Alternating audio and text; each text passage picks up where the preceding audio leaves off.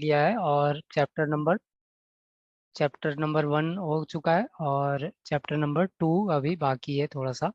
ठीक है, तो चैप्टर नंबर 1 जो था वो हमारा infectious and parasitic disease A002B99 और उसमें हमने देखा था HIV गाइडलाइन और सेप्सिस गाइडलाइन।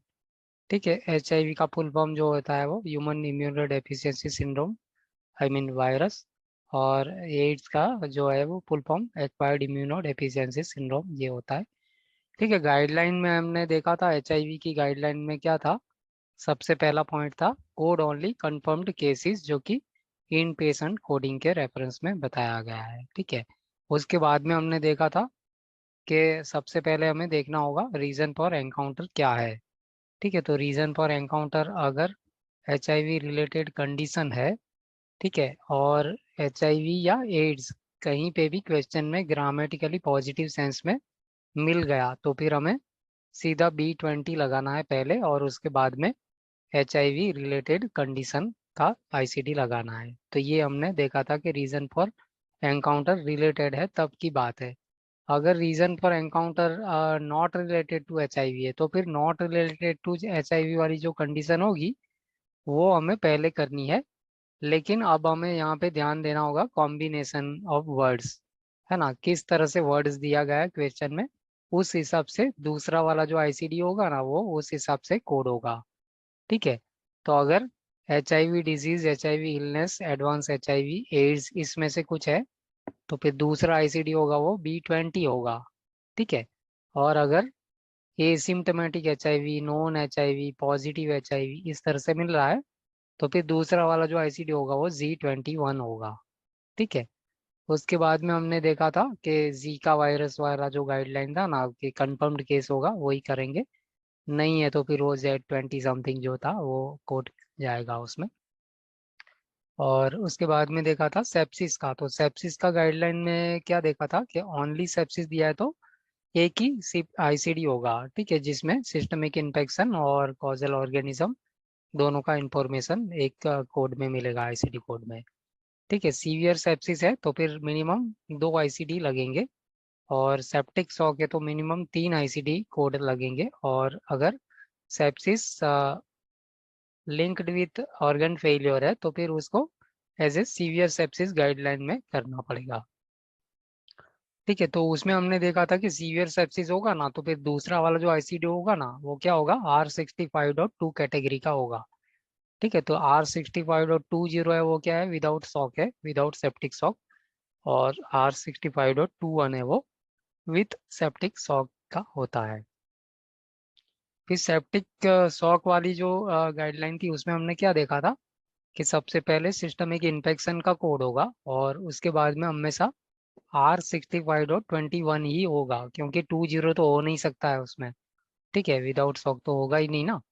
लेकिन यहाँ पे अगर procedural, post procedural sepsis, septic shock है तो फिर कौन सा लगेगा, T81.12 डैश।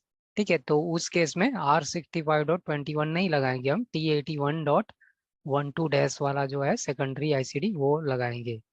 ठीक है, और तीसरा जो होगा वो ऑर्गन डिस्फंक्शन, ऑर्गन फेलियर इस तरह के जो होगा वो लग जाएगा। ठीक है, तो यहाँ तक क्लियर है। Yes sir. ओके, और एक मिनट, शिल्पा को लिंक में नहीं भेजा हूँ, एक मिनट।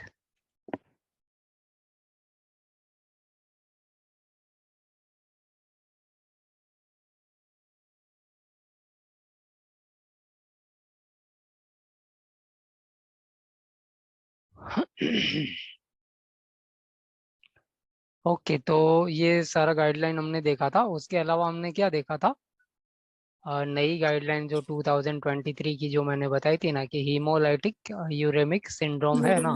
ठीक है, रीजन फॉर एनकाउंटर अगर हेमोलाइटिक यूरेमिक सिंड्रोम ये है। ठीक है, हीमोलाइटिक यूरेमिक सिंड्रोम ही था ना, क्या था देख लेंगे एक बार। ठीक है, तो फिर D59.31 देख लेता हूँ। ये हमें पहले कोड करना होगा, एक्सेप्शन है दोनों गाइडलाइन में, मतलब HIV में भी और सेप्सिस में भी। ठीक है, infection associated haemolytic uraemic syndrome. ठीक है, तो ये सही है ना। तो ये हमने देखा था कि अगर HIV के साथ कॉम्बिनेशन है और सेप्सिस के साथ में भी है, लेकिन रीजन फॉर एनकाउंटर ये है, तो फिर हमें D59.31 हमेशा फर्स्ट लिस्टेड रखना है। ठीक है, तो ये नई गाइडलाइन है 2023 की। तो ये हमारा हो गया फर्स्ट चैप्टर का हुआ है। ठीक है, फिर दूसरे चैप्टर में हमने देखा था कि नियोप्लाज्म का था C002D49। तो ये सब डेफिनेशन हमने देखी थी। और प्राइमरी है कि मतलब जो साइट जहाँ से उद्भव हो रहा है वो प्राइमरी है ना, और जहाँ पे पहुंचा है वो सेकेंडरी का होता है। ठीक है, कैंसर का स्प्रेड जहाँ तक पहुंचा है वो सेकेंडरी होगा। सेकेंडरी कॉलम में से उसका ICD लेंगे, और जहाँ से निकला है वो उसका फर्स्ट कॉलम में से लेंगे ICD। ठीक है, तो ये सारा तरीका जो था वो मैंने आपको बताया था। और उसके गाइडलाइन में हमने क्या क्या देखा था कि अगर malignant neoplasm of contagious site है आजू बाजू का, तो फिर 0.8 में लास्ट में मिलेगा, है ना, ओवरलैपिंग साइट का होगा ना, तो 0.8 मिलेगा। फिर एक्टोपिक टिश्यू का होगा तो ओरिजिन जो होगा उसका ही करेंगे। उसके बाद में एनीमिया का गाइडलाइन था, तो एनीमिया में 2 पॉइंट है ना। तो एनीमिया एसोसिएटेड विथ मैलिग्नेंसी और anaemia due to anti neuroplastic treatment, इस तरह से होता है। तो एनीमिया एसोसिएटेड विथ मैलिग्नेंसी है और ट्रीटमेंट एनीमिया की है। तो यहाँ पे क्या है, थोड़ा सा उल्टा गाइडलाइन है ना। जनरली यहाँ पे क्या होता है ICD में कि जो भी रीजन फॉर एनकाउंटर होता है ना वही पहले लगाना होता है, लेकिन इस केस में आप देख सकते हो कि ऐसा नहीं है। ट्रीटमेंट किसकी हो रही है, अनीमिया की, लेकिन अनीमिया जो है वो किसकी वजह से है, मैलिग्नेंसी की वजह से है। तो एनीमिया का कोड नहीं जाएगा यहाँ पे, किसका जाएगा, मैलिग्नेंसी का मैलिग्नेंस। पहले जाएगा, और बाद में D63.0। ये क्या होता है, anaemia due to anti anaemia. Neoplastic, है ना, डिजीज ऐसा होता है ना, neoplastic disease, sorry anti neoplastic तो होगा नहीं ना उसमें। ठीक है, तो D63.0 का कॉम्बिनेशन याद रखना है जब एनीमिया ड्यू टू मैलिग्नेंसी होगा ना तब। ठीक है, उसके बाद में हमने देखा था कि एनीमिया दूसरा वाला जो था वो किसका था, ट्रीटमेंट की वजह से होने वाला एनीमिया था। ठीक है, तो ट्रीटमेंट के नाम पे हमें 3 ट्रीटमेंट मिल रही थी, कौन कौन सी, कीमोथेरेपी, इम्यूनोथेरेपी और रेडियोथेरापी। तो उसमें गाइडलाइन कैसी थी कि अगर कीमोथेरेपी और इम्यूनोथेरेपी की वजह से हुआ है एनीमिया और ट्रीटमेंट एनीमिया की हो रही है, तो सबसे पहले एनीमिया का कोड जाएगा, उसके बाद में मैलिग्नेंसी का जाएगा, और तीसरा जो होगा वो किसका होगा, T कोड होगा, जिसका फिफ्थ या सिक्स्थ कैरेक्टर 5 होगा। क्यों, क्योंकि वो एडवर्स इफेक्ट है इसलिए, एडवर्स इफेक्ट। है ना। तो इसकी वजह से कीमोथेरेपी इम्यूनोथेरेपी में ऐसा होगा, T कोड होगा तीसरा वाला, और जिसका कि फिफ्थ या सिक्स्थ कैरेक्टर 5 ही होगा। और अगर रेडियोथेरेपी की वजह से एनीमिया है तो फिर उसके लिए तीसरा वाला कोड क्या होगा, Y84.2 होगा। ठीक है, तो रेडियोथेरेपी में सिंपल है, और T कोड नहीं है मतलब कि रेडियोथेरेपी में। ठीक है, उसके अलावा हमने देखा था कि रीजन फॉर एनकाउंटर जो है वो डिहाइड्रेशन का मैनेजमेंट है, और डिहाइड्रेशन जो है वो ड्यू टू मैलिग्नेंसी है। तो भी यहाँ पे भी क्या करेंगे, डिहाइड्रेशन ही करेंगे। पहला कोड जो होगा ना E86.0 ही होगा, और बाद में मैलिग्नेंसी होगा। उसके बाद में हमने देखा था कि रीजन फॉर एनकाउंटर क्या है, प्रीवियसली एक्साइज्ड। या प्रीवियसली एक्साइज वाला था ना, हाँ सॉरी। ठीक है, तो प्रीवियसली एक्साइज्ड मैलिग्नेंसी है वो प्राइमरी है, और एविडेंस ऑफ मैलिग्नेंसी अभी नहीं है, और ट्रीटमेंट भी नहीं चल रहा है। ये तीनों क्राइटेरिया मीट होगा ना, तो फिर क्या होगा, Z85 होगा। Z85 कैटेगरी का ICD होगा। तो Z85 है वो क्या है, पर्सनल हिस्ट्री ऑफ मैलिग्नेंसी होता है, और Z80 होता है वो family history of malignant neoplasm होता है। ठीक है, तो अभी इसको याद रखने की टेक्निक क्या है, 80 का स्पेलिंग में लास्ट में Y आता है ना, और फैमिली में भी Y आता है। ठीक है, तो Y वाला कॉम्बिनेशन है, तो कंफ्यूजन होगा ही नहीं, Z80 और 80 फैमिली। ठीक है, तो इस तरह से याद रखने में आसानी हो जाएगी। ठीक है, दोनों याद होगा ना तो फिर कोड ढूंढने का जरूरत नहीं पड़ेगा। Z85 है वो personal history of malignant neoplasm, और Z80 है वो family history of malignant neoplasm. ठीक है, और अगर ये क्राइटेरिया तीनों में से मान लो कोई भी एक नहीं है, तो फिर क्या होगा, उसको करंट मैलिग्नेंसी माना जाएगा। ठीक है, तो वो गाइडलाइन अभी हमने नहीं करी है, आगे आती है। ठीक है, तो मैंने आपको पहले से ही बता दिया। अगर मान लो तीनों जो तीन क्राइटेरिया बताया ना उसमें से नहीं मिल रहा है कोई भी एक, तो फिर वो करंट मैलिग्नेंसी ही माना जाएगा। ठीक है। उसके बाद में हमने देखा था कि reason for encounter to determine extent of malignancy है, तो फिर हमें क्या करना है, मैलिग्नेंसी का ही आईसीडी लगाना है सबसे पहले। फर्स्ट लिस्टेड मैलिग्नेंसी का होगा और बाद में जो भी होगा वो अलग होगा। ठीक है। अगर उसकी कीमोथेरेपी चल रही है, इम्यूनोथेरेपी चल रही है, तो भी अगर रीजन फॉर एनकाउंटर जो है वो to determine extent of malignancy है, तो फिर मैलिग्नेंसी का ही जाएगा। ठीक है। उसके बाद में हमने क्या देखा था कि रीजन फॉर एनकाउंटर जो है वो कीमोथेरापी है, इम्यूनोथेरापी है या रेडियोथेरापी है, तो फिर Z51 वाला जो कोड होगा ना, Z51, वो वाला पहले जाएगा। ठीक है। तो अब हमें याद क्या रखना है कि कीमोथेरापी है तो फिर क्या होगा कोड, Z51.11। ठीक है। इम्यूनोथेरेपी होगा तो Z51.12 और रेडियोथेरेपी होगा तो Z51.0। फिर ठीक है। तो ये तीन को माइंड में सेट कर देना है, तीन आईसीडी को। ठीक है। उसके बाद में हमने देखा था कि अगर ब्रेकी थेरापी है ना, सीड इम्प्लांटेशन, तो उसको गलती से रेडियोथेरापी समझ के Z51.0 यूज नहीं करना है। उसके लिए फिर क्या करना है, मैलिग्नेंसी का जो होगा ना आईसीडी, वही होगा ब्रेकी थेरापी ट्रीटमेंट के लिए। ठीक है। वहाँ पे उसको गलती से रेडियोथेरापी नहीं समझना है। ठीक है। उसके बाद में हमने देखा था कि पेशेंट आया है कीमोथेरापी, इम्यूनोथेरापी या रेडियोथेरापी के लिए आया है और बाद में कॉम्प्लिकेशन डेवलप हुआ। ठीक है। तो भी हमारे सबसे पहला कोड कौन सा जाएगा, Z51 वाला ही जाएगा। ठीक है। उसके बाद में कॉम्प्लिकेशन वाला और उसके बाद में मैलिग्नेंसी, इस तरह से सीक्वेंस होगी। ठीक है। तो ये बहुत ही स्ट्रेट फॉरवर्ड गाइडलाइन है, आई डोंट थिंक इसमें कोई कॉम्प्लिकेशन होगा। ठीक है। उसके बाद में हमने क्या देखा था, डिसेमिनेटेड देखा था, प्राइमरी अननोन का देखा था। ठीक है। तो डिसेमिनेटेड मैलिग्नेंट नियोप्लाज्म का सीपीटी, सॉरी आईसीडी क्या होगा, C80.0। है ना। 0. C80.0 के लिए क्राइटेरिया क्या है, advanced metastatic disease, no non primary और सेकेंडरी। ठीक है। ये दो होगा ना, तो फिर ये डिसेमिनेटेड C80.0 वाला आईसीडी लगा सकते हैं। और जो प्राइमरी अननोन है या कैंसर अनस्पेसिफाइड है, वो क्या होता है, C80.1 होता है। ठीक है। तो 1. उसको तो मैंने आपको क्या बोला था कि अगर मान लो मेरी क्वेश्चन में ऐसा दे रहा है कि सेकेंडरी कैंसर का कुछ मेंशन है और प्राइमरी का बोल रहा है कि अननोन है, या फिर प्राइमरी के बारे में कुछ बताया ही नहीं है, ऑल टुगेदर कुछ भी इंफॉर्मेशन नहीं दिया है, तो उस केस में हम C80.1 है वो लास्ट में कोड कर सकते हैं। ठीक है। Just to indicate that primary हमको पता नहीं है। ठीक है। और कोई रह रहा है, गाइडलाइन क्या था, इतना ही था ना, क्या और था कुछ। No, sir. ठीक है। तो आगे हम देखते हैं अब कैसे होगा आगे का गाइडलाइन। ओके, ये सब हमने देख लिया था। या मैलिग्नेंट नियोप्लाज्म इन प्रेग्नेंट पेशेंट, तो यहाँ सिंपल है।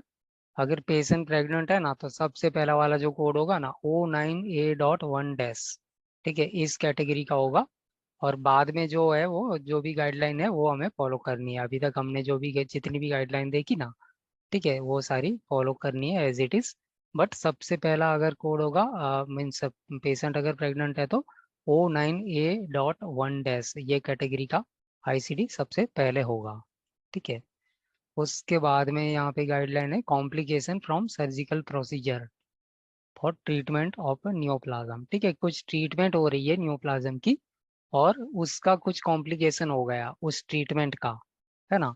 तो reason for encounter is for treatment of a complication resulting from a surgical procedure performed for treatment of neoplasm, designate the complication as the principal और फर्स्ट स्टेज डायग्नोसिस। तो यहाँ पे भी straight forward है, क्योंकि complication है reason for encounter, तो complication ही करेंगे। ठीक है। See the guidance guideline regarding coding of current malignancy versus personal history to determine if the code for the neoplasm should be assigned. ठीक है, नो प्रॉब्लम। मतलब कहने का मतलब वो जो भी कॉम्प्लिकेशन होगा ना वो पहले होगा और बाद में नियोप्लाज्म जाएगा कि नहीं जाएगा, करंट है तो करंट है तो फिर तो जाएगा ही जाएगा, लेकिन करंट नहीं है तो फिर उसका हिस्ट्री कोड भी लगा सकते हैं। उसके बाद में ये देख सकते हो आप, pathological fracture due to neoplasm. ठीक है, तो ये जो फ्रैक्चर है वो कौन सा है, पैथोलॉजिक फ्रैक्चर है। ठीक है, तो दूसरा कौन सा टाइप का होता है फ्रैक्चर, ट्रॉमेटिक होता है, Traumatic. ट्रॉमा की वजह से, उछल कूद करने की वजह से, या कुछ गिर गया, कुछ हाथापाई हो गई उसकी वजह से होगा, वो ट्रॉमेटिक होगा। और ये वाला जो है वो पैथोलॉजिक, मतलब कि डिजीज कुछ हुआ है और पेशेंट ने कुछ भी ऐसा काम नहीं किया है जिससे उसको होना चाहिए, लेकिन हो गया फ्रैक्चर पैथोलॉजिक, तो वो पैथोलॉजिकल होता है। जैसे फॉर एग्जांपल वर्टिब्रल फ्रैक्चर होता है ना, लेटे लेटे जो एजेड पेशेंट होता है ना, उसको हो जाता है। ठीक है, तो वो पैथोलॉजिकल होता है। तो यहाँ पे दिया है कि when reason for encounter is for pathological fracture due to neoplasm and the focus of treatment is the fracture code from category M84.5, pathological fracture in neoplastic disease should be sequenced first. ठीक है, तो reason for admission या reason for encounter pathological fracture है, तो ये पहले जाएगा। और क्योंकि ये जो है वो ड्यू टू नियोप्लास्टिक है ना, तो इसके नीचे कोड ऑल्सो करके नोट भी मिलेगा। ठीक है, यहाँ पे मान लो आपको कोड देखना है ना, मतलब कि आईसीडी का टेब्यूलर लिस्ट देखेंगे ना, तो उसमें हमें नोट भी मिलेगा।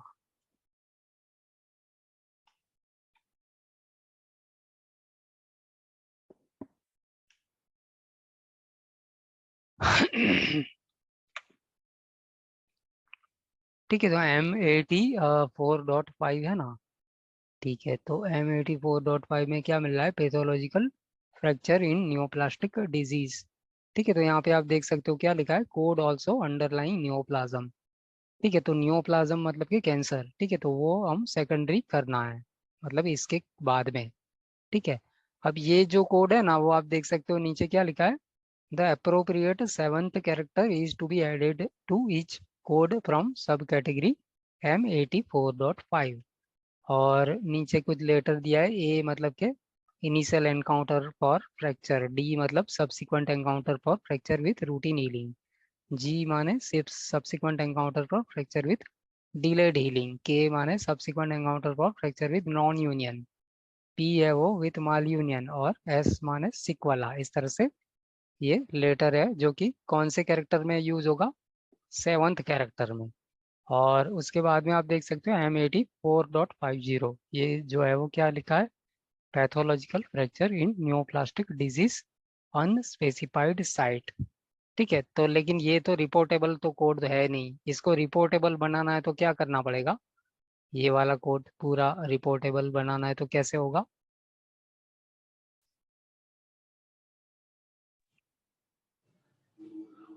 ठीक है, डिस्क्रिप्शन आपके सामने ही है। ठीक है, M84.5 ये तो लिखना ही पड़ेगा, 50। ठीक है, उसके बाद में क्या करेंगे,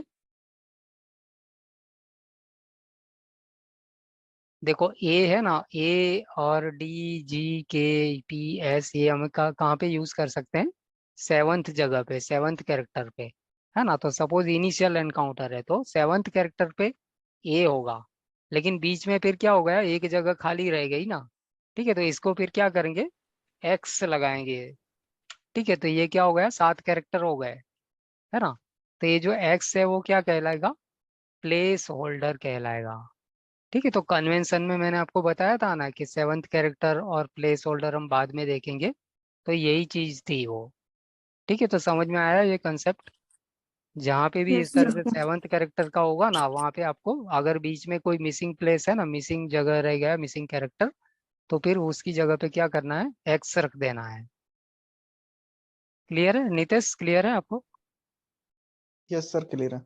ठीक है, तो अगर सेवंथ कैरेक्टर कहीं मिलता है ना, तो इस तरह से हमें ध्यान में रखना है।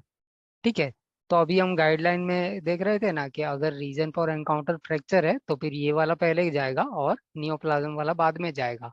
लेकिन अगर रीजन फॉर एनकाउंटर जो है वो नियोप्लाज्म है और फ्रैक्चर भी हुआ है, डॉक्यूमेंटेड है, तो फिर नियोप्लाज्म पहले जाएगा और फ्रैक्चर है वो बाद में जाएगा। यहाँ पे दिया है ना, if focus of treatment is neoplasm with associated pathological fracture, the neoplasm code should be sequence first followed by the code from M84.5। ठीक है, तो यहाँ पे रीजन फॉर एनकाउंटर होगा ना, उसके हिसाब से सीक्वेंस मेंटेन करेंगे। ठीक है, उसके बाद में ये जो गाइडलाइन है current malignancy versus personal history of malignancy, तो ये जो मैंने आपको बताया ना कि 3 क्राइटेरिया जो था ना Z85 वाला, तो उसमें से कोई भी एक नई मैचिंग है तो फिर हमें उसको करंट मैलिग्नेंसी मान लेना है। ठीक है, यहाँ पे लिखा है when a primary malignancy has been excised but further treatment such as additional surgery for malignancy, radiation therapy और chemotherapy is directed to that site, the primary malignancy code should be used until treatment is completed। ठीक है, तो उसमें matching मतलब कि तीनों criteria match नहीं होता है तो फिर ऑब्वियसली हमें करंट मैलिग्नेंसी मान लेना है, उसको हिस्ट्री नहीं मानेंगे उसको। ठीक है, क्यों? क्योंकि उसकी ट्रीटमेंट चालू है या फिर एविडेंस मिल रहा है मैलिग्नेंसी का, है ना, क्लियर कट स्टेटमेंट नहीं है कि नो एविडेंस, इसलिए। अब लास्ट गाइडलाइन है malignant neoplasm associated with transplanted organ. ठीक है, तो कोई ऑर्गन ऐसा है जिसका कि ट्रांसप्लांट हो चुका है और उसका ही कैंसर है, तो उसके लिए ये गाइडलाइन है। ठीक है, तो यहाँ पे फॉर्मूला बना के दे दिया है, सबसे पहले जो होगा ना वो T86 कैटेगरी का होगा, जो कि complication of transplanted organ and tissue का होता है। उसके बाद में सेकंड नंबर पे जो कोड होगा ना वो C80.2 कैटेगरी, मतलब कि C80.2 कैटेगरी नहीं है, ये कोड ही है। ठीक है, तो मतलब यही होगा, सेकंड नंबर पे यही मिलेगा आपको C80.2। और तीसरे नंबर पे जो भी मैलिग्नेंसी होगा, जो भी ऑर्गन का, उसका मैलिग्नेंसी का आईसीडी लगाएंगे। ठीक है, तो ये हमारा हो गया सेकंड नंबर चैप्टर। ठीक है, सेकंड चैप्टर में हमारे पास इतना ही है। उसके बाद में चैप्टर नंबर 3 है ना, वो हमारा ब्लड बॉर्न डिजीज का होता है, लेकिन उसमें कोई गाइडलाइन है नहीं। ठीक है, यहाँ पे अगर आप देखोगे ना तो चैप्टर नंबर 3 में क्या दिया, disease of blood and blood forming organs and certain disorders involving immune mechanism D52 D89। ठीक है, तो यहाँ पे reserved for future guideline expansion, कोई गाइडलाइन नहीं है ना। लेकिन थोड़ा सा आइडिया होना चाहिए कि क्या क्या आता है। तो यहाँ पे रेंज क्या है, D52 D89। ठीक है, तो एक कोड तो हमने इसमें देख ही लिया है, कौन सा, D63.0। ठीक है, वो क्या होता है, एनीमिया इन न्यूप्लास्टिक Anemia. डिजीज। ठीक है, और ऑर्डिनरी एनीमिया का क्या होता है, अनस्पेसिफाइड एनीमिया का B64. D64.9, है ना। और थ्रोम्बोसाइटोपिनिया और ये सब जो भी होगा वो इसमें ही आएगा, मतलब ब्लड के रिलेटेड जो होगा ना वो सारा आपको इसमें आएगा, जिसकी कोई गाइडलाइन नहीं है। ओके, अब ये जो सेकंड नंबर चैप्टर है ना, उसमें 2023 में ये एक नई गाइडलाइन आई है। ठीक है, यहाँ पे हम पढ़ेंगे क्या लिखा है, secondary malignant neoplasm of lymphoid tissue. ठीक है, तो सेकेंडरी होना चाहिए malignant neoplasm of lymphoid tissue. तो गाइडलाइन ये है कि when a malignant neoplasm of lymphoid tissue metastasize beyond the lymph nodes, a code from category C81 to C85 with a final character 9 should be assigned, identifying extranodal and solid organ sites rather than a code for the secondary neoplasm of the affected solid organ। For example, for metastasis of B cell lymphoma to the lung, brain, and left adrenal gland, assign code C83.39, diffuse large B cell lymphoma, extranodal and solid organ sites। ठीक है, तो इसका समझ में आया कैसे, क्या बोल रहा है ये क्या बोल रहा है कि when a malignant neoplasm of lymphoid tissue metastasize, मतलब कि दूसरी जगह पे पहुंच रहा है, बियॉन्ड द लिम्फ नोड, मतलब कि लिम्फ नोड से स्टार्ट होकर के दूसरी साइड पे पहुंचा है, तो जो दूसरी साइड का जो कोड होगा ना, तो उसके लिए हमें क्या करना है, C81 से लेकर के C85 वाला जो होगा ना आईसीडी, उसमें भी फाइनल कैरेक्टर 9 वाला जो होगा वो हम यूज करेंगे, आइडेंटिफाइंग, जिसमें एक्स्ट्रानोडल एंड सॉलिड ऑर्गन साइट मिलेगा। ठीक है, तो यहाँ पे एक एग्जांपल दिया है ना, उसने क्या दिया है एग्जांपल में, metastasis of B cell lymphoma to the lung, है ना। तो बी सेल लिम्फोमा मतलब कि लिम्फेटिक टिश्यू का कैंसर है, और पहुंच कहाँ रहा है, lung, brain and left adrenal gland में पहुंच रहा है। तो उसके लिए फिर क्या करेंगे, C83.39, diffuse B cell lymphoma, extranodal solid organ site. ठीक है, तो इसको ये देख सकते हो आपके C83 से आई मीन C81 से 85 के बीच में ही आ रहा है ये वाला, है ना। तो Yes. इसको खोजने का क्या तरीका है? मान लो ये तो इसने आंसर दे दिया, अब मेरे मान लो मुझे निकालना, तो कैसे करेंगे हम?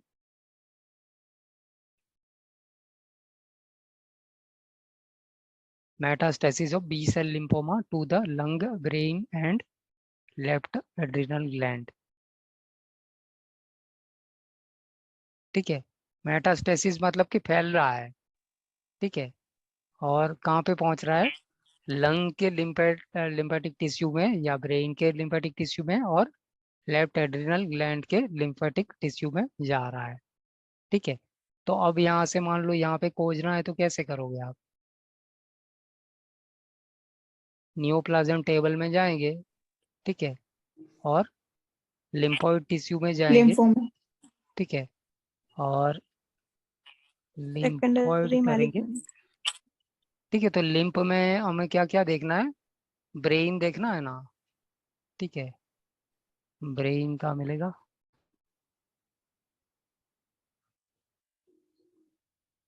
ये ग्लैंड का है। ठीक है, और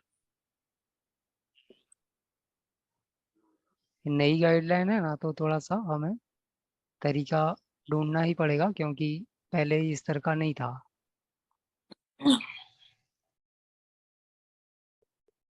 ठीक है, सपोज मैं ब्रेन में जाता हूँ, तो कैटेगरी हमें याद रखना है कि C81 टू C85 का यूज करना है।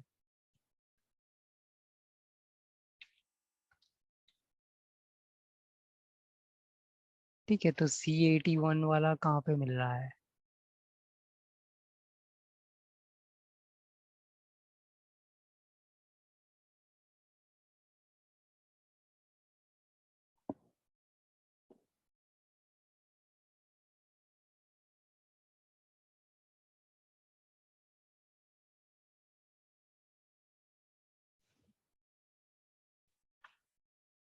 नहीं, ऐसे नहीं होगा, लिम्फोइड में ही मिलना चाहिए।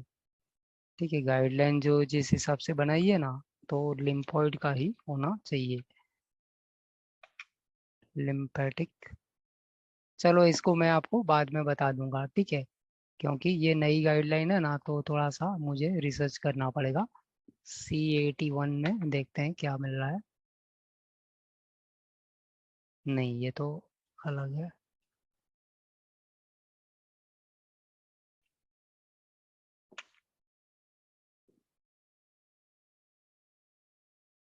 ठीक है, 81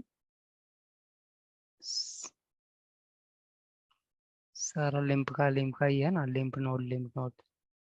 ठीक है, इसको मैं थोड़ा देख लूंगा, लेकिन अभी के लिए हमें ये गाइडलाइन हमने इतनी पढ़ी है कि लिम्फोइड टिश्यू का अगर होगा ना, तो इसके बीच में हमारा आंसर होना चाहिए C81 टू C85 में, जो कि नई गाइडलाइन है।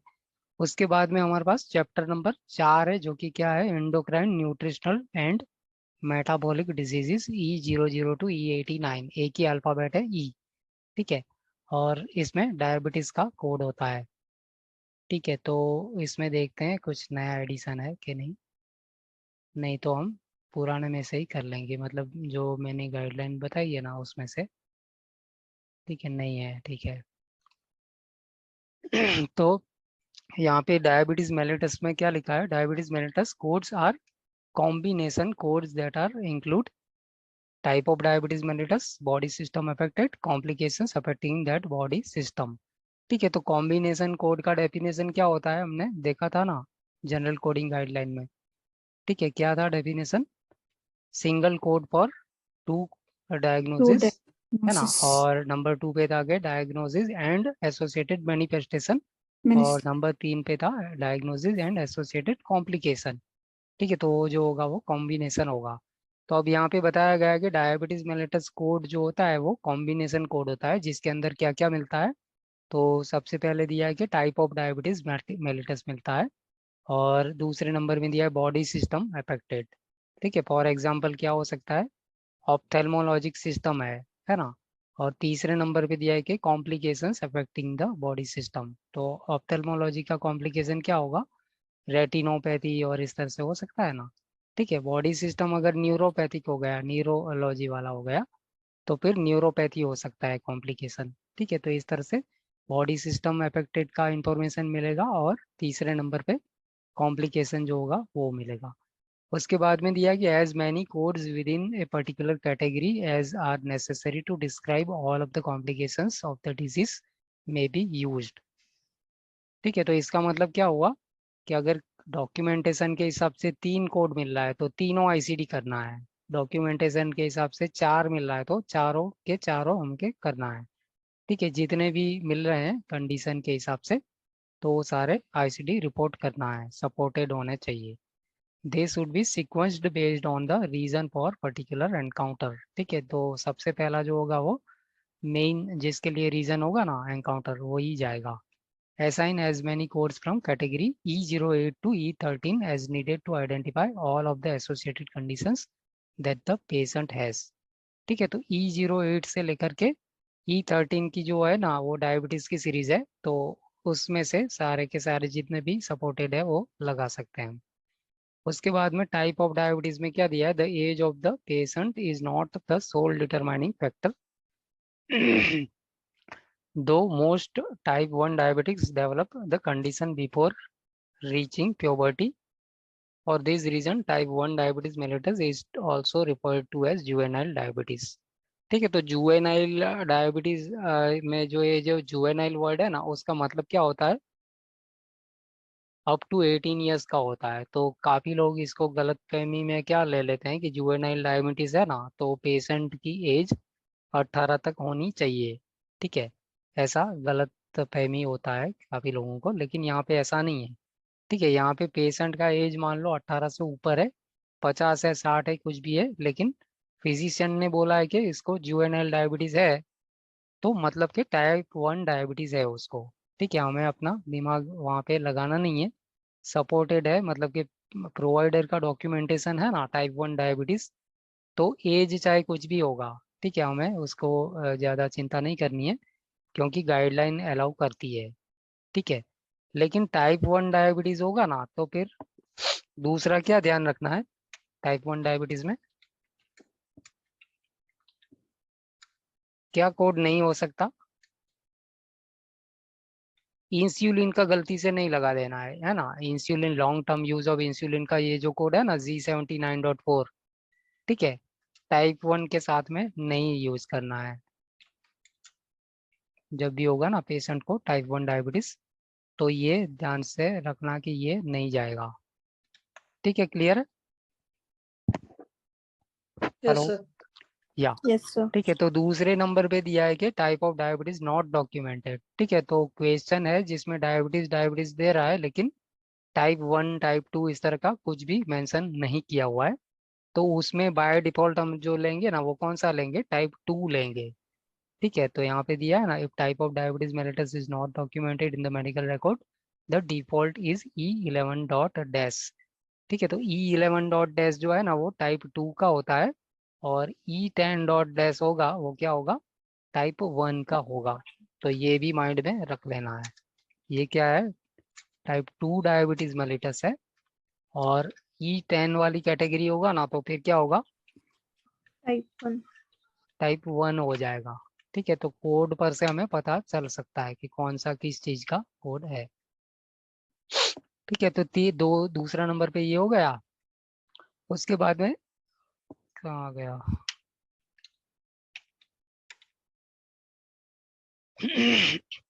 तीसरे नंबर पे जो गाइडलाइन है ना वो थोड़ी सी इसमें हो सकता है कि गड़बड़ होगी क्योंकि नई है, तो हम वहाँ से ही पढ़ते हैं।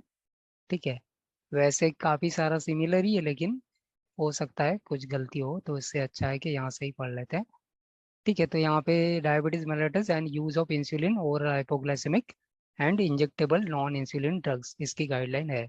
If the documentation in medical record does not indicate the type of diabetes but does indicate that patient uses insulin, code E11.S type 2 diabetes mellitus should be assigned. Additional codes should be assigned from category Z79 to identify the long-term current use of insulin, oral hypoglycemic drugs or injectable non-insulin antidiabetic as follows। ठीक है, तो यहाँ पे 3 चीज है और तीनों की कैटेगरी एक ही है जो कि G79 होता है। ठीक है, तो पहला जो है वो long term current use of insulin. तो Z79.4 होना है वो यही है, क्या होता है Z79.4? long term current use. Long term current use of insulin. ठीक है, अगर इसको 84 कर देंगे तो फिर क्या होगा?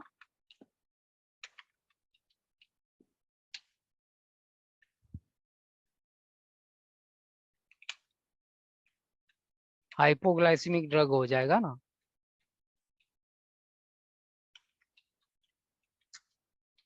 ठीक है, और 85 कर देंगे तो फिर क्या होगा?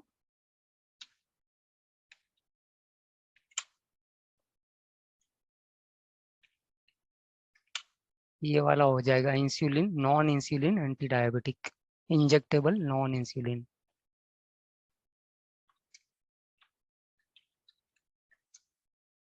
ठीक है, एंटी डायबिटिक।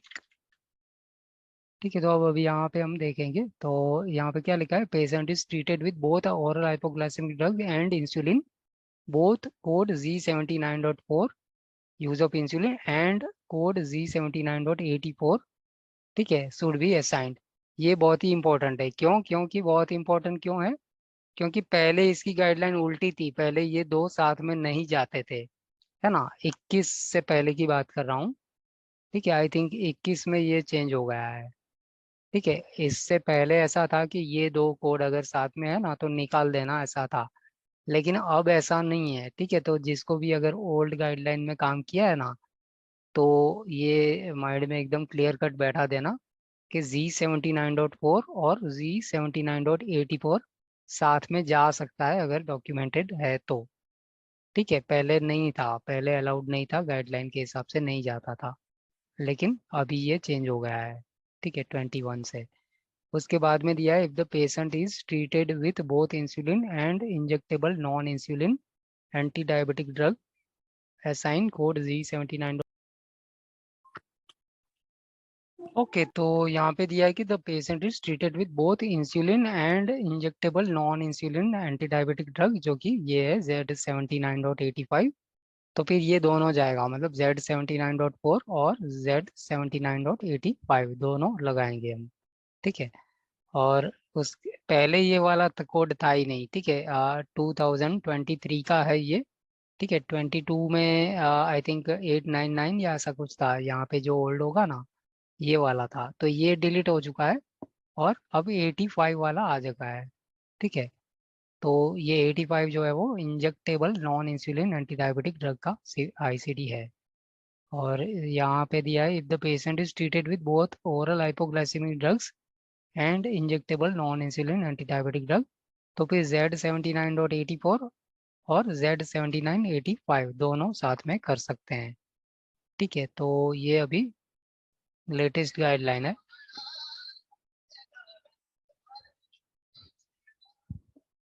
ठीक है, और उसके बाद में आप देख सकते हो कि लास्ट पॉइंट में क्या है, code Z79.4 should not be assigned if insulin is given temporarily to bring type 2 patients blood sugar under control during encounter. ठीक है, तो अगर ये जो इंसुलिन का यूज है वो किसके लिए है, टेम्पररी यूजेज है, मतलब कि ब्लड शुगर को डाउन करने के लिए, तो फिर यूज नहीं करना है। क्यों? क्योंकि ये लॉन्ग टर्म का है ना, करंट यूज है, कंटिन्यूसली यूज होगा ना तभी ये यूज करना है। ठीक है, तो ये गाइडलाइन क्लियर है। हेलो। Yes, sir. ठीक है, बहुत ही मतलब ज़्यादा कॉम्प्लिकेटेड नहीं है।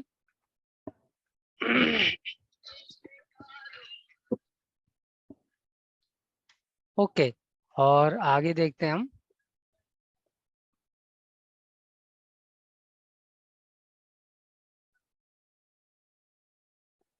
ओके, तो Z79.4, Z79.84 और Z79.85 क्या क्या होता है, एक बार रिपीट कर लो, क्या क्या होता है, रिवाइज कर लो। Z79.4 तो काफ़ी इजीली है, मतलब सब यूज़ करते हैं तो पता ही होता है कि long term current use of insulin का है। 89 सॉरी, Z79.84 क्या होगा? Long term current use of hypoglycemic hypoglycaemic drugs. Drug. Okay, और 85 वो क्या है? Injectable non insulin anti diabetic Anti-diabetic. Drug. ठीक है, तो ये तीन चीज़ें हैं।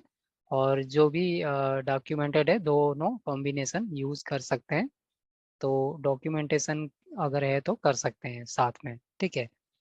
अब ये जो है वो दो गाइडलाइन है जिसमें complication due to insulin pump malfunction, ठीक है। तो इंसुलिन पंप जो होता है ना वो इंसुलिन सप्लाई करता रहता है, ठीक है। तो अगर माल फंक्शन मतलब कि ठीक से काम नहीं करेगा इंसुलिन पंप, तो यहाँ पे दो तरह की पॉसिबिलिटी है, जिसमें एक है अंडर डोज, मतलब कि इंसुलिन जितना चाहिए उससे कम रिलीज होगा, और एक है ओवरडोज, मतलब जितना चाहिए उससे ज़्यादा होगा, ठीक है।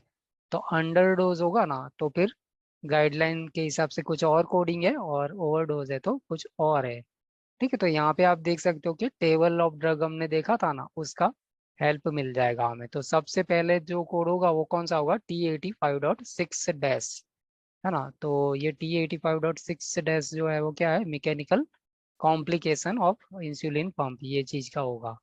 और दूसरा वाला जो होगा वो क्या होगा, T38.3x6, है ना। तो ये थ्री मैंने आपको क्या बताया था जब हम टेबल ऑफ ड्रग देख रहे थे ना, तो क्या बताया था कि लास्ट कॉलम क्या होती है, अंडर डोज की, जिसका फिफ्थ या सिक्स्थ कैरेक्टर हमेशा चाहिए होगा। तो यहाँ पे इंसुलिन अंडर डोज होगा ना तो ये वाला जाएगा 3x6, है ना। अंडर डोज होगा तो 3x6 होगा, और अगर ओवर डोज है तो फिर क्या होगा, 3x1 होगा, पॉइजनिंग बाय एक्सीडेंटल, ठीक है।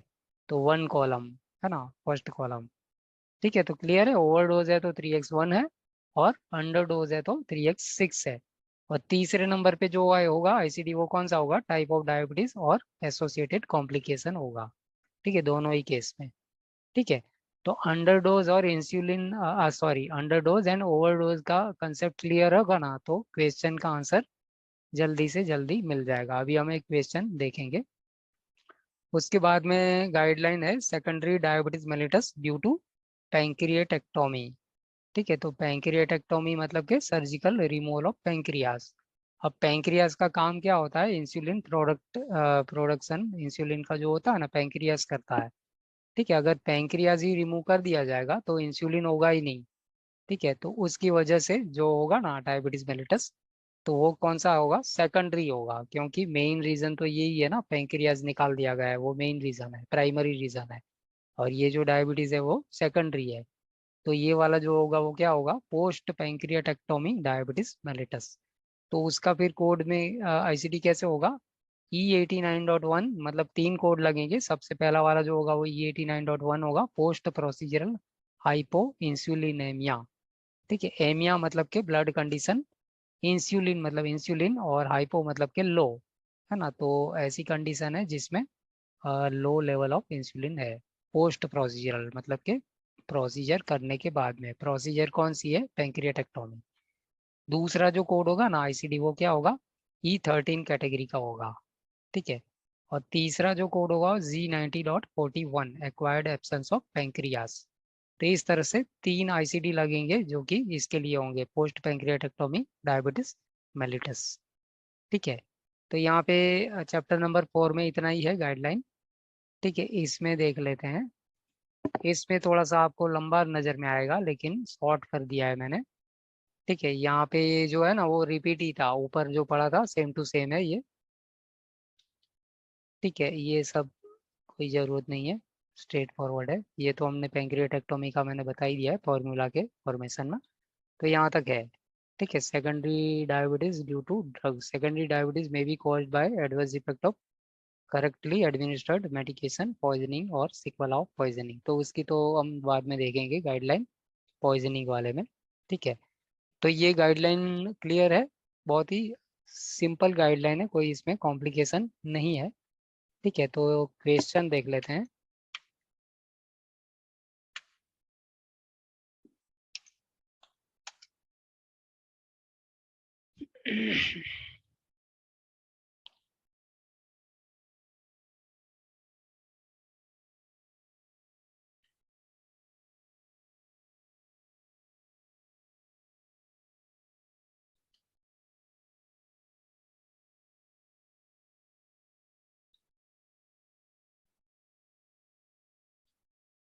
ओके, ये वाला देखो 23 में क्या लिखा है, the patient has type 1 diabetes with hypoglycemia due to mechanical breakdown of insulin pump which resulted in overdosing.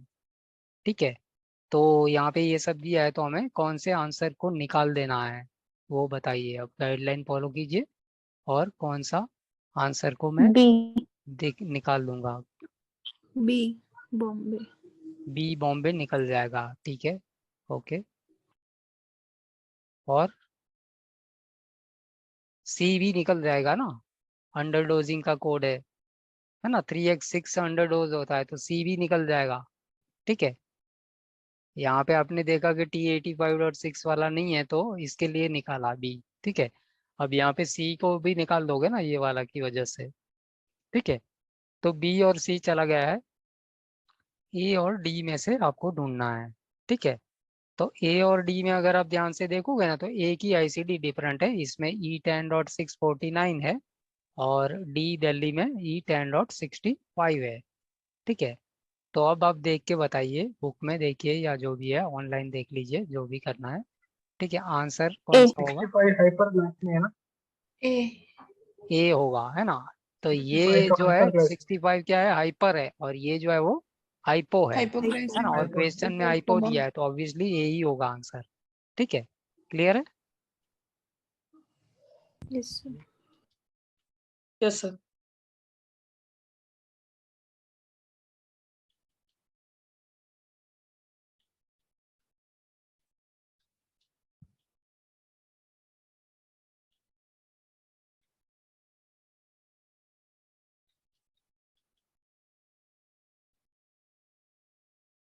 Okay, ये 41 वाला करो, नियोप्लाज्म का चैप्टर है ना, तो उसके हिसाब से देखना है। तो 41 में क्या दिया है, the patient had melanoma removed from his back 4 years अगो। ठीक है, ये जो मेलानोमा ऑफ द बैक था वो 4 साल पहले निकाल दिया है, मतलब कि ectomy. The patient is currently being treated for metastatic melanoma of the right lung. ठीक है, तो अभी जो ट्रीटमेंट हो रही है वो किसकी हो रही है, metastatic melanoma of the right lung. ठीक है, तो metastatic melanoma of the right lung से मतलब क्या है कि जो राइट लंग जो साइट है वो क्या है, सेकेंडरी साइट है। प्राइमरी क्या थी, ये वाली बैक वाली थी। ठीक है, तो अब आंसर क्या होगा बताइए। यहाँ पे राइट लेफ्ट का जो कंसेप्ट था ना, लेटरलिटी कैरेक्टर, वो भी यूज करना है। ठीक है, तो आसानी से होगा।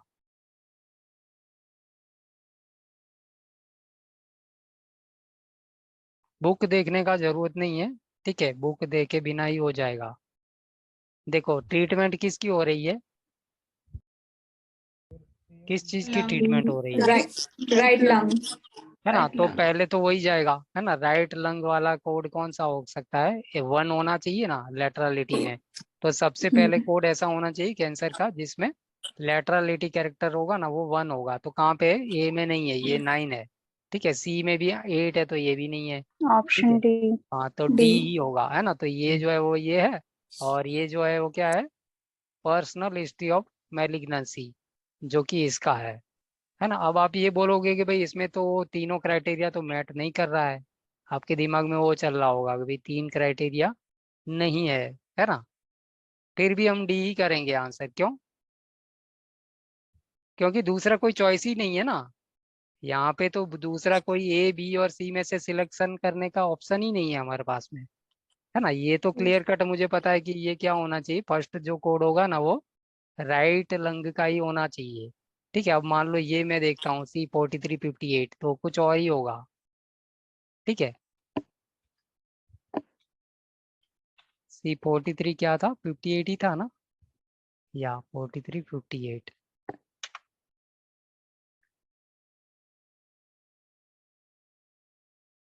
C4358 कोड ही नहीं मिल रहा है।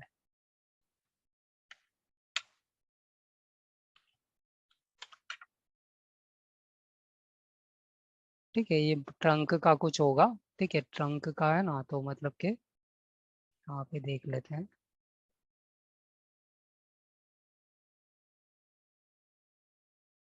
फिफ्टी नाइन है, ठीक है, 59 जो है वो ट्रंक का अदर पार्ट का है, और दूसरा क्या है, 9 है। ठीक है, तो वैसे भी होगा नहीं, है ना। यहाँ पे ये जो दिया है ना C78.01 वो सेकेंडरी है, तो सेकेंडरी तो जाएगा नहीं क्योंकि मेरे को प्राइमरी ही करना पड़ेगा। ठीक है, अब C78.01 है ना, वो देखते हैं, तो राइट लंग का होगा।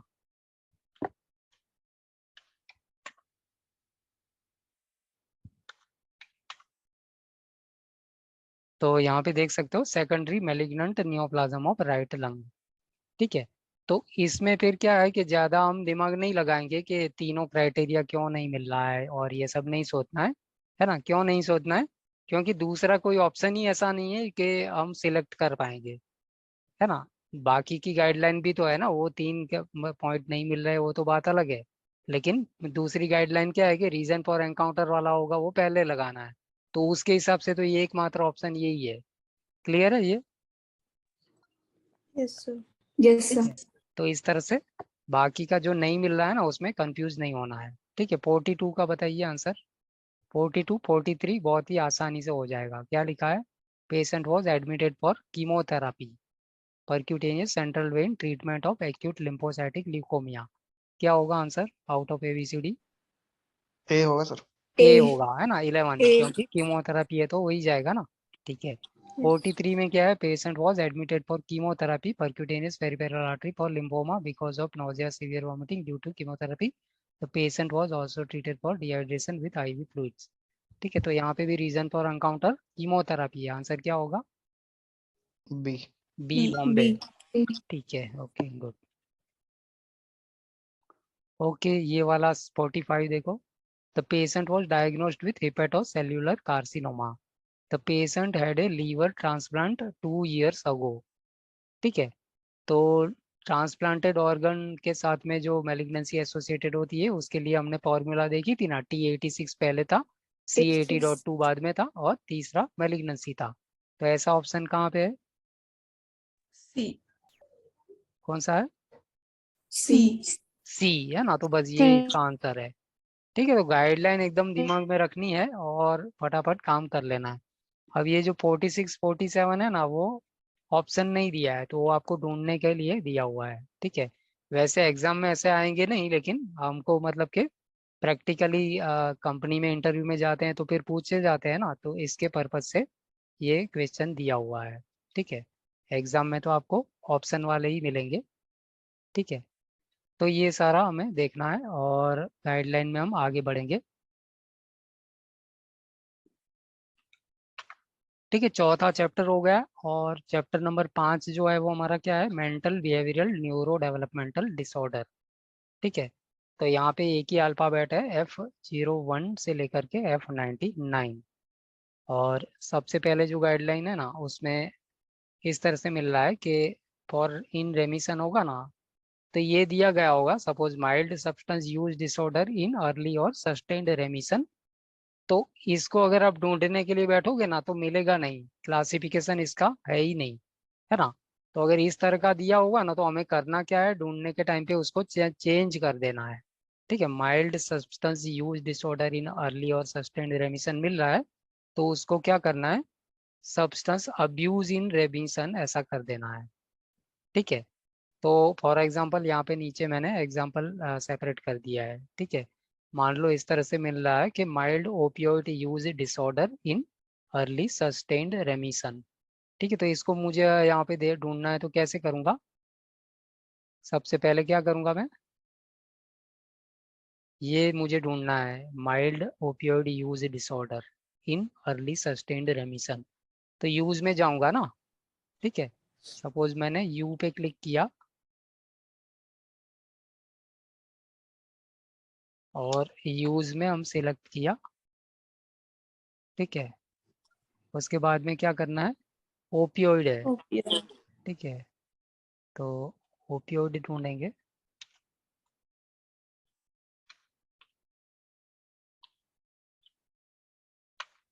ठीक है, तो ओपियोइड मिल गया, है ना। और उसके बाद में क्या देखना है? इन अर्ली और सस्टेन्ड रेमिशन मिलना चाहिए। इन अर्ली और सस्टेन्ड रेमिशन, इन रेमिशन है वो अलग है। ठीक है, लेकिन अर्ली और सस्टेन्ड करके कुछ नहीं मिला। ठीक है, तो इसका तरीका मतलब कि ये नहीं करना है, तो फिर कैसे करना है? गाइडलाइनों में क्या बता रही है? कि सब्सटेंस अब्यूज में जाना है ना। तो अब मैं क्या करूंगा, अब्यूज में जाके ओपियोइड ढूंढूंगा Opioid. मैं, और उसके अंदर अर्ली सस्टेन्ड रिलीज ढूंढना पड़ेगा। ठीक है, तो यहाँ पे क्या करेंगे, वापस ए में जाएंगे। ठीक है, ए में पे क्या होगा, एब्यूज का ढूंढेंगे, एब्यूज, उसके बाद में ओपियोइड।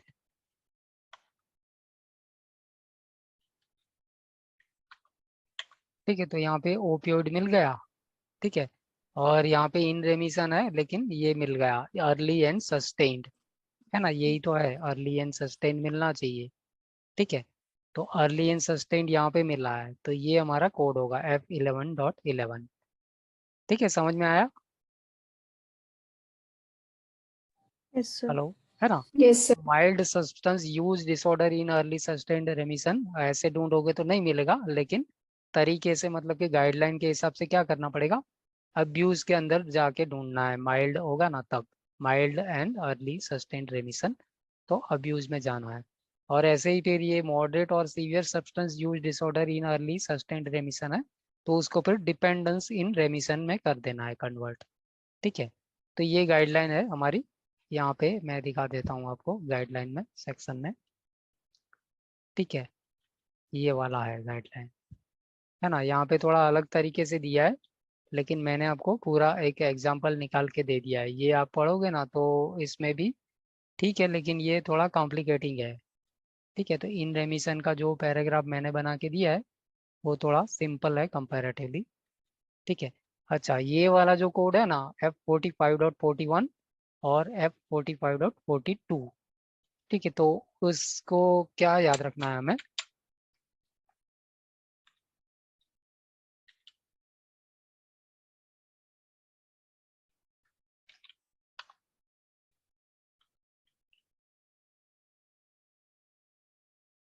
तो हमने ऊपर लिख दिया है ना। ठीक है, F45.41 है ना, उसके साथ में G89 नहीं कर सकते, ये रॉन्ग हो जाएगा। ठीक है, लेकिन F45.42 है, उसके साथ में G89 का कॉम्बिनेशन जा सकता है। अब इसका डिस्क्रिप्शन क्या है, F45.41, pain that is exclusively related to psychological disorder, है ना, ये जो है वो रिलेटेड टू साइकोलॉजिकल डिसऑर्डर। और F45.42 है वो pain disorders with related psychological factor, है ना, विथ रिलेटेड है, और यहाँ रिलेटेड टू साइकोलॉजिकल डिसऑर्डर इस तरह से मिल रहा है। ठीक है, और यहाँ पे दिया है as indicated by exclude one note under G category G89, code from category G89 should not be assigned with F45.41।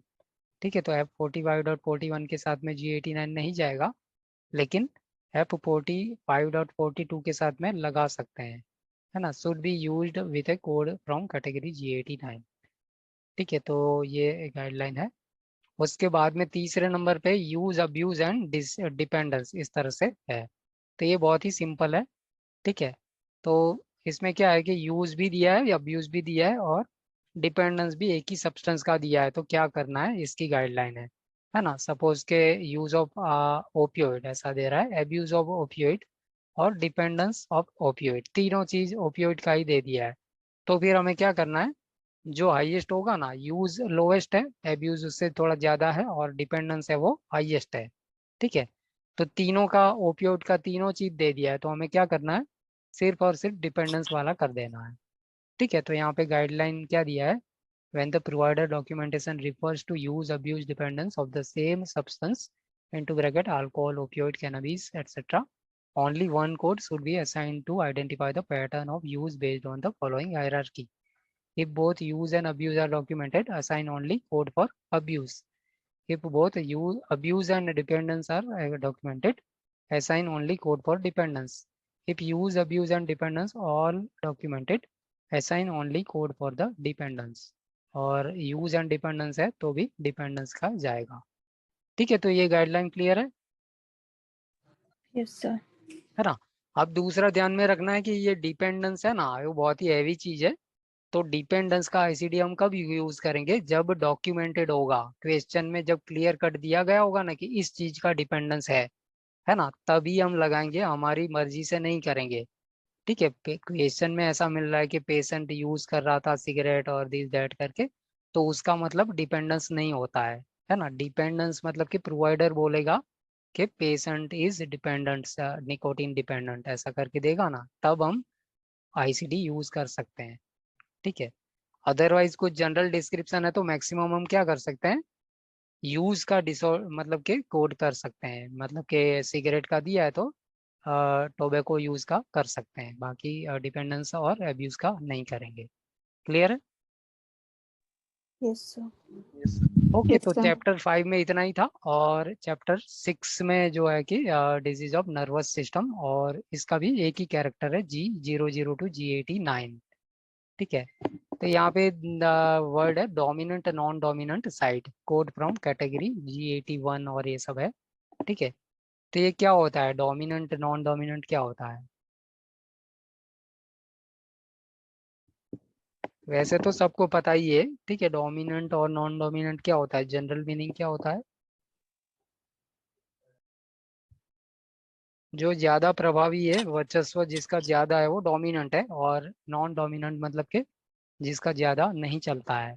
ठीक है, तो इसको इस रेफरेंस में है कि जैसे काफी लोग क्या होता है, राइट साइड वाले होते हैं, मतलब कि राइट साइड से लिखते हैं, राइट साइड से वेट उठाते हैं, जो भी होगा ना, राइट साइड इजीली यूज कर सकते हैं, लेकिन लेफ्ट साइड से वो सब काम नहीं हो पाएगा।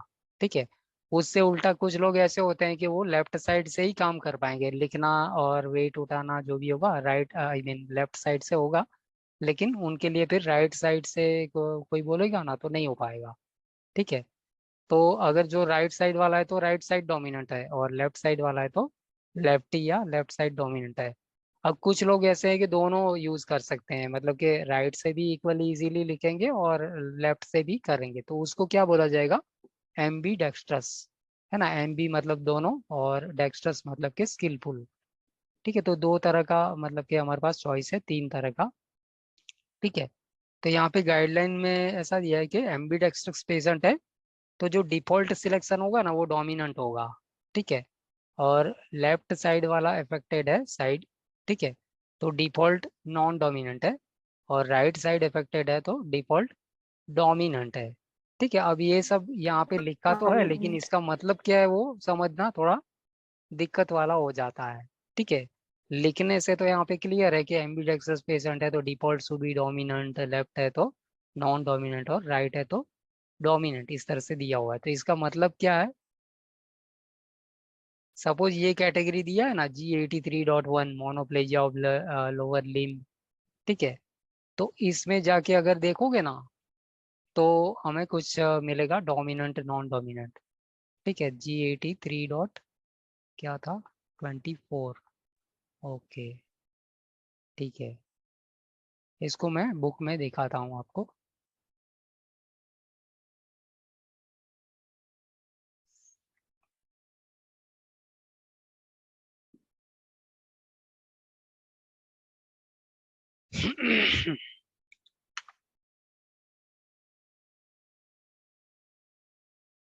ठीक है, तो यहाँ पे इस तरह से मिल रहा है, मोनोप्लेजिया अपर लिम्ब आप देख सकते हो। ठीक है, अब यहाँ पे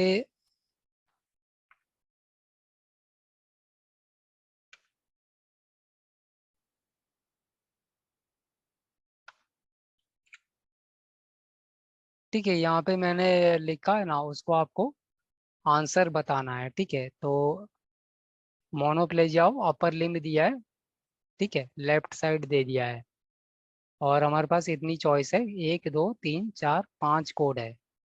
ठीक है, और मैंने आपको ये नोटपैड सामने ही रखा है, तो इसमें से कौन सा लगाएंगे इसके लिए, monoplegia of upper limb left side के लिए?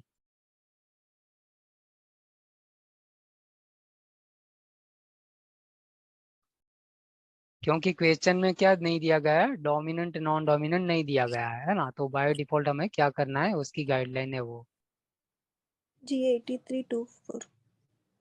या 24। क्यों? क्योंकि यहाँ पे 24 में आप देख सकते हो कि नॉन डोमिनेंट मिल रहा है ना, तो गाइडलाइन में भी तो वही वो लिखा था ना कि लेफ्ट है तो नॉन डोमिनेंट सिलेक्ट करो। ठीक है, तो बस यही गाइडलाइन है। मान लो दूसरा जो था एग्जाम्पल क्या था, राइट साइड का था, तो अब राइट साइड में कौन सा होगा, जिसमें डोमिनेंट लिखा होगा वो होगा। ठीक है, तो डोमिनेंट लिखा हुआ होगा वो कौन सा होगा, 21, 1. है ना 1. ये। ठीक है, अगर मान लो यहाँ पे मैं थोड़ा सा चेंज कर देता हूँ, ठीक है, अपर लिम्ब है और पेशेंट जो है वो एम्बीडेक्स्ट्रस है, तो क्या होगा,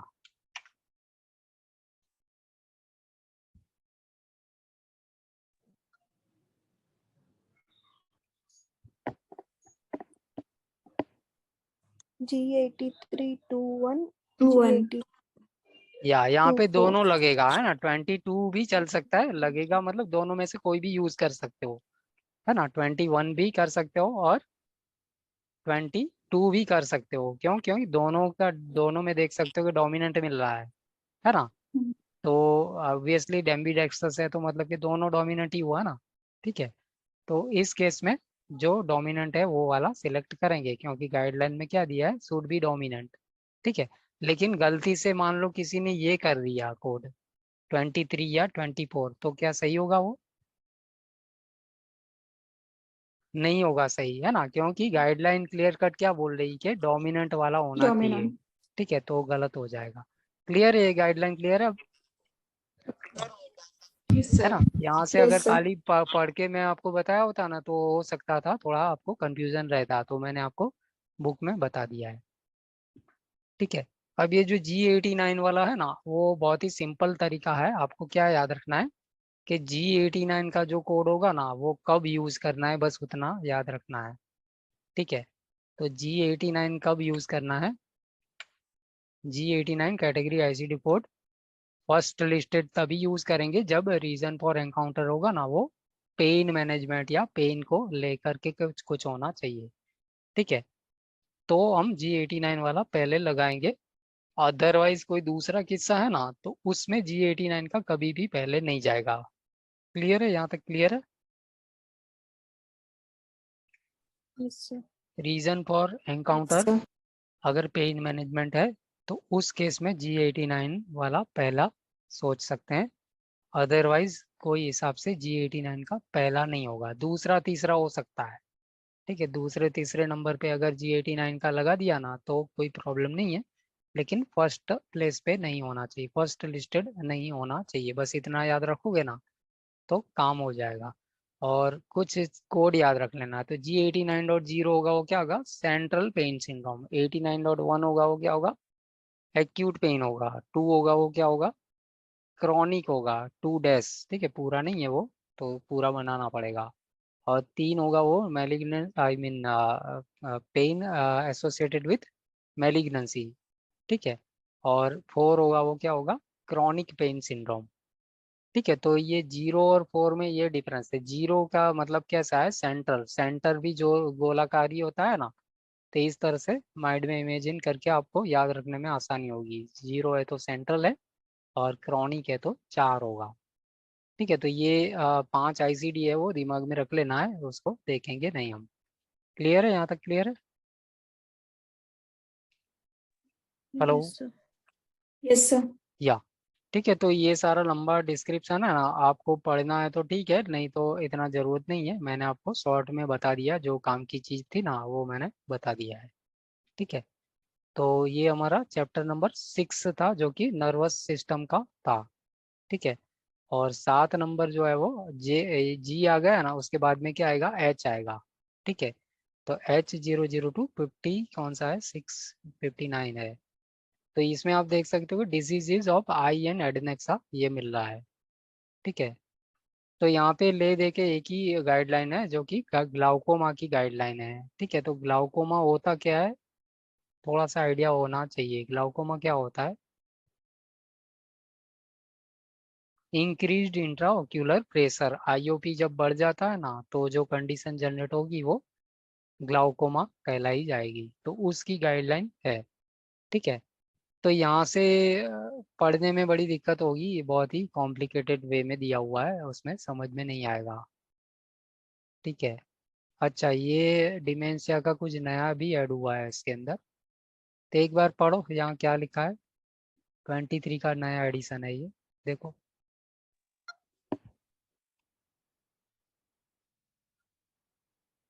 रीड करो प्लीज कोई। The ICD-10-CM classifies dementia category F01, F02, and F03 on the basis of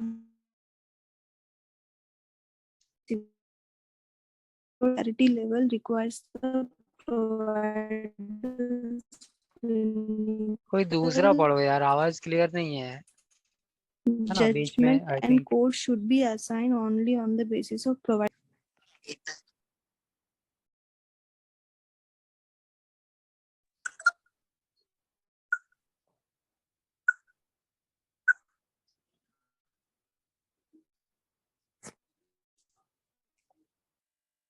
hello.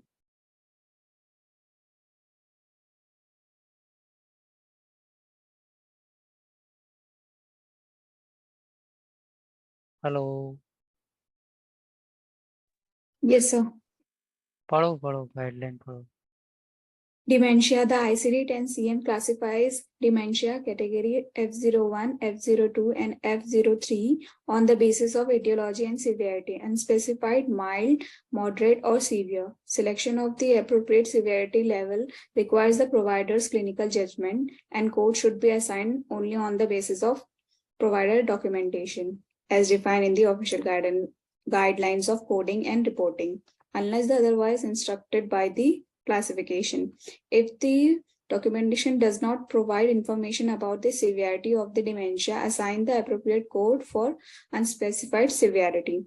If a patient is admitted to an inpatient acute care hospital or other inpatient facility setting with dementia at one severity level and it progresses to a higher severity level, assign one code for the highest severity level reported during the stay. Okay, तो यहाँ पे guideline में ऐसा दे रहा है कि ये जो कैटेगरी है सीवियरिटी की कितनी है, अनस्पेसिफाइड माइल्ड दूसरी, मॉडरेट तीसरी और सीवियर चौथी। ठीक है, तो जो भी डॉक्यूमेंटेशन किया गया है ना, मॉडरेट बोला है तो मॉडरेट वाला करना है, सीवियर बोला है तो सीवियर। ठीक है, लेकिन अगर नहीं बोला है तो फिर क्या करना है, अनस्पेसिफाइड सीवियरिटी का कोड करना है। ठीक है, फिर दूसरे में क्या दे रहा है कि एक बार एडमिशन हुआ है जो लेवल पे सीवियरिटी पे, और बाद में क्या हो गया, बढ़ गया है ना, डिमेंशिया की सीवियरिटी लेवल प्रोग्रेस हो गई, तो फिर जो हायर वाली होगी ना वो हमें कोड करनी होगी। ठीक है, डिमेंशिया के रेफरेंस में ये गाइडलाइन का अपडेट हुआ है। ठीक है, तो ये इतना इम्पोर्टेंट नहीं है, लेकिन हम क्योंकि पढ़ ही रहे हैं ना तो इसके लिए जरूर ये एक बार थोड़ा ध्यान देना। ठीक है, ये हमने देख लिया G89, और इसमें देखते हैं कुछ नया है तो। ठीक है, नहीं है कुछ। ओके, कुछ नहीं है। ठीक है, ग्लाउकोमा है ना। तो अब यहाँ पे ग्लाउकोमा का मैं आपको सिंपल तरीका बता दूंगा, यहाँ बहुत ही कॉम्प्लिकेटेड दिया है, कुछ भी समझ में नहीं आएगा आपको। तो ग्लाउकोमा में क्या होता है कि जो कोड होता है ना आईसीडी, वो कितने का होगा, 7 कैरेक्टर का होगा। पहली बात तो ये याद रख लेना है कि ग्लाउकोमा का कंप्लीट कोड होगा ना आईसीडी कोड, वो 7 कैरेक्टर होना ही चाहिए। ठीक है, मिनिमम 7 कैरेक्टर मिलना चाहिए। और इसमें जो फिफ्थ या सिक्स्थ कैरेक्टर होगा ना वो लेटरलिटी बताएगा। ठीक है, लेटरलिटी बताएगा से मतलब क्या है, राइट साइड का है, लेफ्ट साइड का है, या फिर बाइलेटरल है, उसका पता चलेगा फिफ्थ या फिर सिक्स्थ कैरेक्टर से पता चलेगा। क्लियर। सेकंड नंबर पे क्या मिलेगा कि जो आईसीडी कोड होगा ना उसमें पता चलेगा कि टाइप ऑफ ग्लाउकोमा क्या है, प्राइमरी ओपन एंगल हो गया, टेंशन हो गया, ऐसे दूसरे भी काफी सारे टाइप्स होते हैं। तो वो इंफॉर्मेशन ग्लाउकोमा का जो होगा वो मिलेगा कोड के अंदर। और तीसरे नंबर पे क्या होगा, स्टेज होगा। ठीक है, stage of glaucoma is 7th character, मतलब 7वें कैरेक्टर पे जो होगा ना वो हमेशा क्या बताएगा, ग्लाउकोमा का स्टेज बताएगा। ठीक है, तो स्टेज के लिए फिर हमारे को याद रखना है 0, 1, 2, 3, 4, 5। तो 0 होगा वो क्या होगा, अनस्पेसिफाइड स्टेज। ठीक है, 7th कैरेक्टर 0 माने अनस्पेसिफाइड।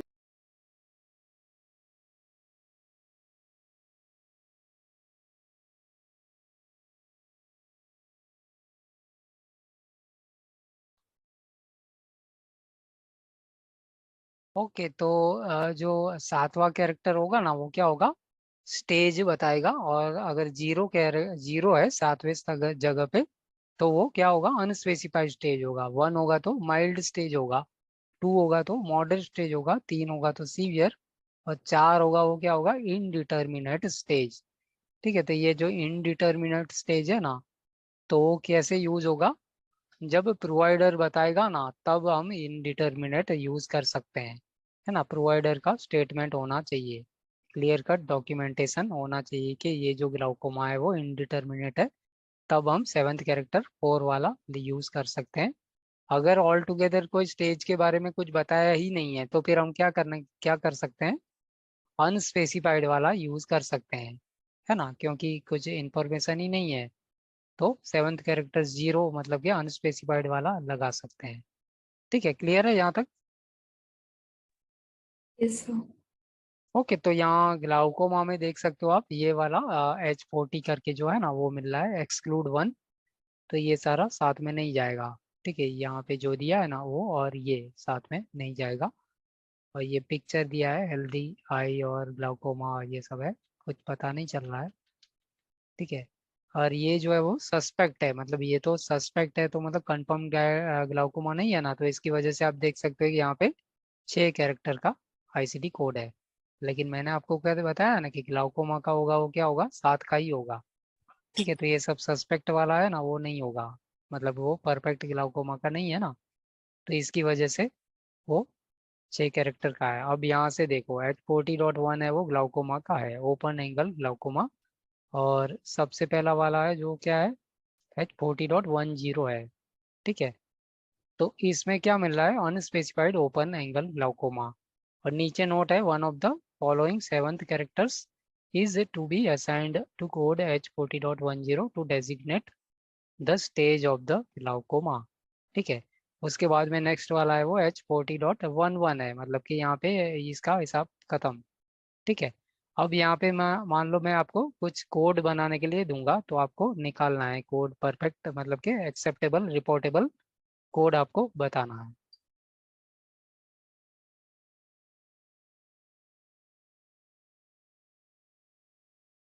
ठीक है, तो ये फोकस आपका कहाँ पे होना है, H40.10 पे होना है, और मैंने आपको जो सीन दिया है वो ये है।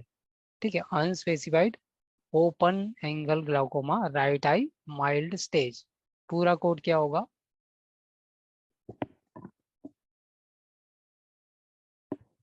101। 101 होगा। ओके, और कोई आंसर।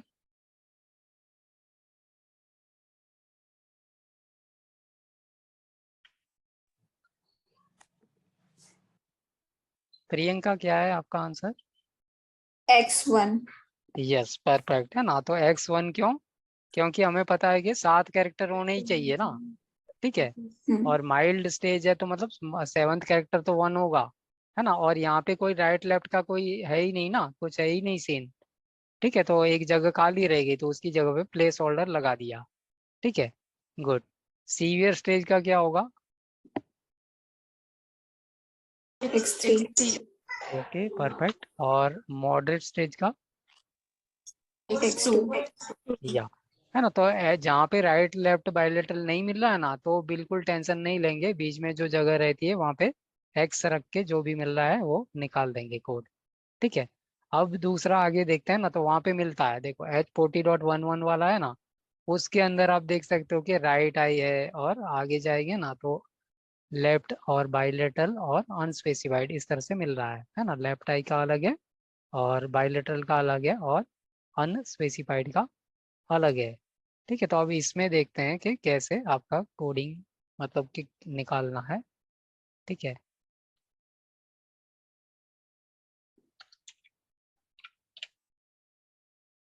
ओके, तो इसमें मैं थोड़ा सा चेंज कर लेता हूँ कैटेगरी इसकी।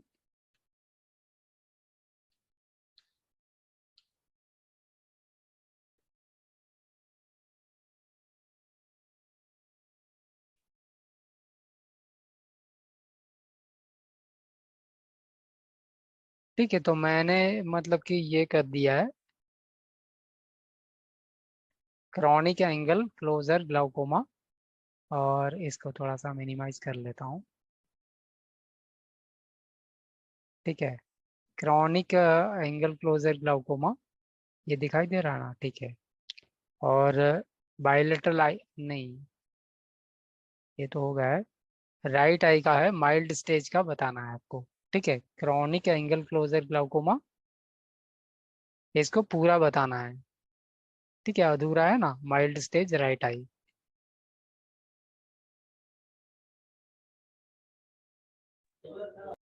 1-1। यस, है ना, ये 1-1 होगा, सही आंसर है, ठीक है। ओके, आगे वाला क्या है, लेफ्ट आई का है, सीवियर स्टेज का है। 2-3. 2-3, गुड, ओके। और ये है bilateral eyes, moderate stage. 3-2। 2. Okay, 3-2, ठीक है। तो बस इस तरह 3-2. से आपको एग्जाम में भी क्या है कि थोड़ा सा लेटरलिटी का यूज कर लेना है और स्टेज का यूज कर लेना है, ठीक है। तो इसका भी हम एक एग्जांपल कर लेते हैं।